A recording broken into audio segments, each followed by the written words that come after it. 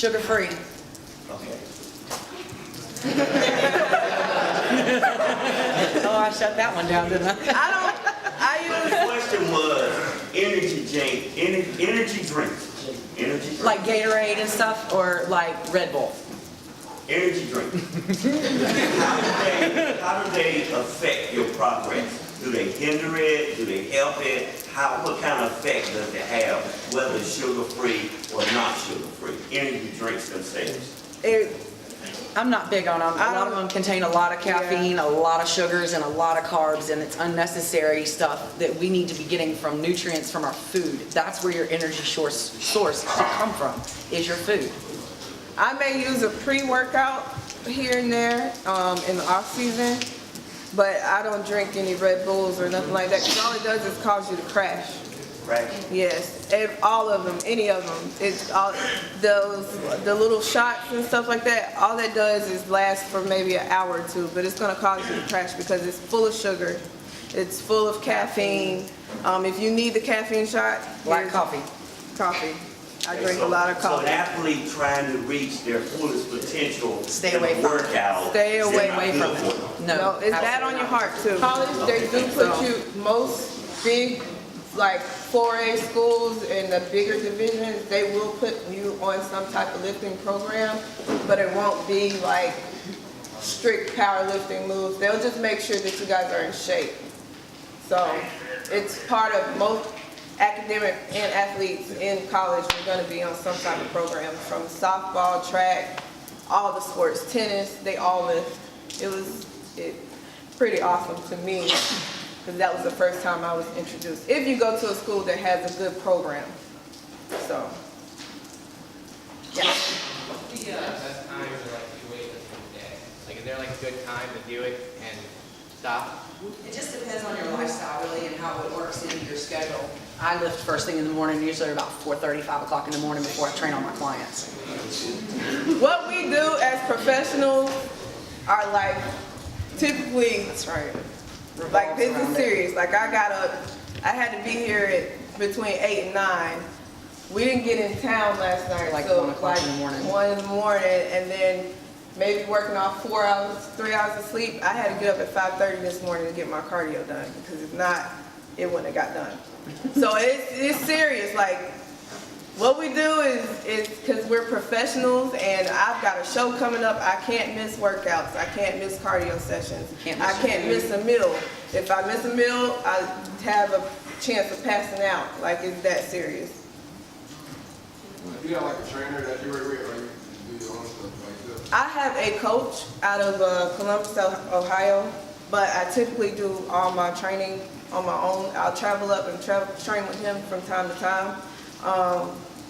He will do my diet if I need the help with it, but he usually doesn't send me anything until 2 weeks out from a show. So like next week, he'll be sending me my prep week and everything of what I need to eat out on an hourly basis for the next 14 days. How many meals a day do you guys eat? Each person differs. I'm between 6 and 8 at this point. I'm Right in now, off season, so yeah. Right now I'm at 6. Off season, sometimes I eat like, off season you eat heavier, so you don't eat as much. I know I can eat anywhere from 8 to 10 ounces of protein in a meal in the off season. Right now I'm limited to 5 and 6 ounces of protein. And so my food burns off literally in like 2 hours. Everything you eat in season is quick calorie burning, so that's why you have to eat more on the hour every 2 hours, because it burns off when you're sitting. We're just standing here and my food's just burning off. yes. How do you work on your endurance? That's with our cardio. That comes with our conditioning. So that comes when we do cardio. So I don't know about her, but when I'm in prep and I get ready for a show, I end up doing a lot of HIIT cardio, which is high intensity interval training. So I get on a treadmill or an elliptical or on a stair mill, and I change my pace. So you burn up to 40% more calories doing HIIT cardio than you will just a steady state cardio, you know, the normal 45 minutes or an hour, what normally somebody would do. So I choose to do the HIIT cardio so that I can get on and get off. Done. I do hit cardio 3 days a week, and the rest of my sessions are pretty much just walking on the treadmill for 45 minutes to an hour. I burn off fat really, really fast, and when you're in season or close to a show like me, you're not holding a lot of fat, and when you do cardio, the first thing you burn through is carbs. So with me being on low carbs, I'm going straight to burning fat, and if I don't have a lot of fat, guess what I'm gonna burn? Muscle. So I can't do too much hit cardio, because I'll burn off a lot of muscle. To me, my body reacts super fast to that stuff. And I typically have a hard time holding on to leg muscle in my lower body, and I don't like to lose it because then I don't want to be unproportionate on stage. So I have to watch how much cardio I do. I really have to pay attention. How much body fat do y'all have? Right now, I'm embarrassed to probably tell you, but She's off season, I'm in season. but I'm probably in the 10 to 12 range right this minute, but when I step on stage, I'm in the upper, you know, I'm in the probably 5 to 8 range. Yeah, and that's probably where I'm at right now. What's the goals and expectations that you set for yourself in your daily life to get where you are now? To get where I am now, when I first started competing, I didn't know what I was doing. I just did it because somebody was like, you should compete, da da da da. So I just jumped on stage and know what I was doing. Growing up, I've always had the body for it. I just didn't never really pay any attention. So I did it and I won, and I was like, well, what can I do if I actually diet and train and, you know, get back in the gym? And once I figured out the potential that I had in this sport, my goal was to just get my pro card.